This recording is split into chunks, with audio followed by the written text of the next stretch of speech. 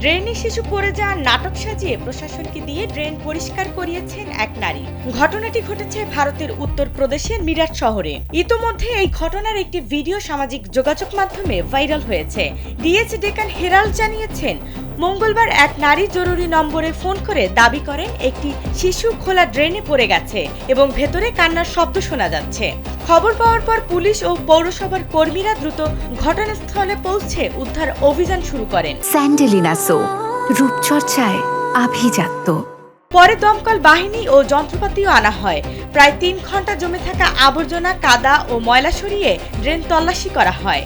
তবে শেষ পর্যন্ত কোনো শিশুর সন্ধান মেলেনি। পরবর্তীতে খোঁজ নিয়ে প্রশাসন নিশ্চিত হয় ওই এলাকায় কোনো শিশু নিখোঁজের ঘটনাই ঘটেনি। এরপর প্রাথমিক তদন্তে জানা যায়, দীর্ঘদিন ধরে উপচে পড়া ও দুর্গন্ধযুক্ত ড্রেন পরিষ্কারের দাবি জানিয়ে আসছিলেন স্থানীয় বাসিন্দারা। নিয়মিত অভিযোগ সত্ত্বেও ড্রেনটি পরিষ্কার করা হয়নি। সেই হতাশা থেকেই ওই নারী ইচ্ছাকৃতভাবে ভুয়া জরুরি পরিস্থিতি তৈরি করেন, যাতে প্রশাসন বাধ্য হয়ে ড্রেন পরিষ্কার করে। তবে প্রশাসনের পক্ষ থেকে দাবি করা হয়, ড্রেন পরিষ্কারের বিষয়ে আনুষ্ঠানিকভাবে কোনো লিখিত অভিযোগ ছিল না। শিশু নিখোঁজের মতো গুরুতর অভিযোগ পাওয়ার দ্রুত অভিযান চালানো হয়।